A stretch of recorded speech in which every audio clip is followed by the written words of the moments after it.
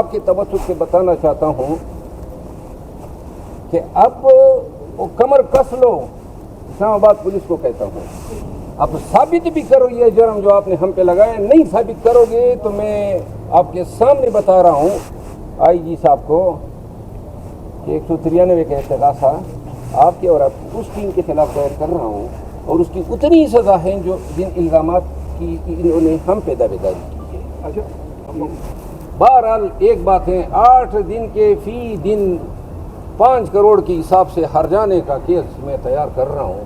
40 کروڑ مانگوں گا ان سے. وہ کہتے ہیں نا سانپ نکل گیا لکیر پیٹنے والی بات ہے. وہ ہمارے پشتوں میں کہتے تھے سفر لاڑا بلا پسیدہ، سفر کا مہینہ نکل گیا بلا پیچھے سے آ رہی ہے. تو تیار ہو جاؤ، پنگا لیا ہے اب انشاءاللہ.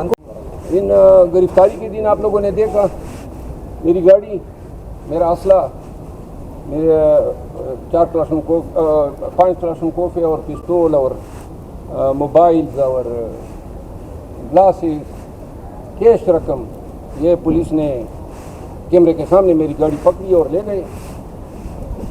تو بعد میں انہوں نے مجھے تقریباً 95% چیزیں واپس کر دی.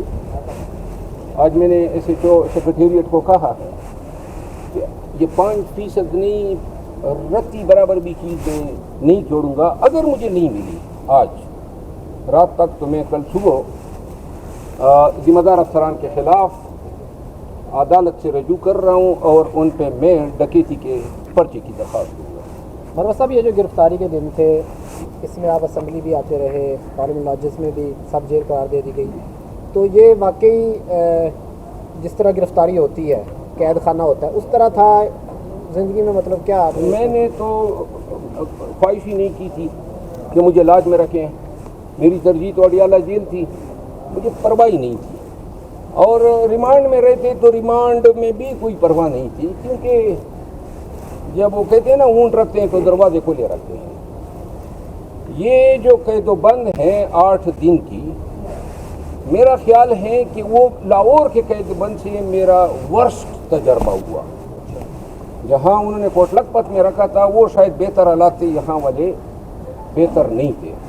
اور دوسری بات یہ ہے، آپ مروت صاحب 95% جو سامان ہے آپ کو وہ آپ کو لوٹا دیا گیا. 5% ایسی کون سی چیزیں جو اب تک آپ کو نہیں؟ کیش رقم نہیں آئی ہے، پاور بینک نہیں آئے ہیں، گلاسز نہیں ہیں، اور ایک یہ تو نہیں چھوڑیں گے، یہ سارا کچھ ایک ٹوتھ برش بھی نہیں چھوڑیں گے. یا یہ دیں گے یا پھر جو ہے مروت صاحب کیش کتنی ہے؟ کیش تقریباً 7 لاکھ روپے. مروت صاحب اس کے علاوہ بطور ممبر ہم نے دیکھا اس رات کو تقریباً 4 بجے تک یہ آپریشن ہوتا رہا پارلیمان میں کے تفتیش یا ممبران کو اس طرح رسید کر گرفتار کرنے سے متعلق بھی کوئی قانونی عمل طے کیا جائے؟ میں نے پریویلیج موشن ان ایس ایچ اوز کے خلاف کر رہے ہیں تمام ایم این ایز. پھر کمیٹی بنی ہے، کمیٹی ریکمنڈیشن دے گی، اور ان ریکمنڈیشن کے تناظر میں پارلیمان پہ آئندہ ایسے حملوں کو روکنے کے لیے اور ممبران اسمبلی کے احترام کو ملحوظ خاطر رکھنے کے لیے قانون سازی کی جا رہی ہے، تاکہ صرف یہ نہ ہو کہ قانون یہ کہے کہ جی ان کا یہاں اس پارلیمنٹ لاجز میں داخلہ ممنوع ہے. اگر کوئی اس کو وائلیٹ کرتا ہے تو پھر اس کو سزا بھی ہوگی. لہٰذا سزا کا ایلیمنٹ نہیں تھا، تو اس سزا کو دلوانے کے لیے تمام party, people party, M Q M, J U I, P T I اور پی ایم ایل این اور دیگر جو چھوٹی پارٹی ہیں سب اس پہ ایگری کر گئے ہیں. لہٰذا یہ قانون سازی ہو رہی ہے. حکومت کو حاصل کیا ہوا ہے اتنی ایکٹیویٹی کرنے کے بعد؟ جی، حکومت کو اسلام آباد پولیس کو میں خراج تحسین پیش کرتا ہوں کہ ان کو نیک نامی حاصل ہوئی ہے. انہوں نے پوری دنیا کے سامنے ثابت کر دیا کہ یہ ایوان کا کتنا احترام کرتے ہیں. میں نے اسپیکر صاحب کو کہا، میں یہ پارلیمان میں ہم معزز ممبر کی بات کرتے ہیں تو معزز ممبر کی جو اعزاز اور جو تکریم اور احترام ہوا وہ پوری دنیا نے دیکھا. حکومت کو یہ بھی اعزاز اور شرف حاصل ہوا کہ پہلی دفعہ پی ایم ایل این کے دور میں ہی پارلیمان پر بھی اٹیک ہوا. نقاب پوش گھسے اور ان نقاب پوش کے گھسنے نے کم از کم ایک اچھا نتیجہ دے دیا کہ تمام پارٹیاں ایک پیج پہ ہوئی کہ اس حد تک نقاب پوشوں کی دخل کاری برداشت نہیں ہوگی. باقی جو ہے हुकूमत वक्त इतने एजाज़ात समेट रही है, पाकिस्तानियों की हमदर्दी इन्होंने हासिल कर ली, शेर अफजल को घसीट के और ज़ुबैर ख़ान को पकड़ के घसीट के और बैरिस्टर गौहर को जो है धक्के दे के, वाह वाह जय जयकार होनी चाहिए इनकी। क्या इन्होंने जनाब हिंदुस्तानी सूरमाओं को किस तरह रगीदा है, सलाम के हकदार हैं ये हमारे इस्लामाबाद पुलिस वाले, खसूसन वो 3-4 ऐसे जो बशमूल एक ओ जिसकी लंबी नीचे भी थी और बड़ा ही काला मुँह था। बैरिस्टर साहब ये बताइएगा, आज आज़म नज़ीर तारड़ वफाकी वज़ीर कानून ने तकरीर की है, उसमें उन्होंने जस्टिफाई किया है कि वो जो तरामीम लेके आ रहे हैं, उस हवाले से हमारी बैरिस्टर गौहर साहब से बात हुई। उनका ये कहना था कि मैंने इसका फैक्ट्स एंड फिगर के साथ जवाब तैयार कर रखा था, लेकिन मुझे जवाब देने का मौका नहीं दिया गया।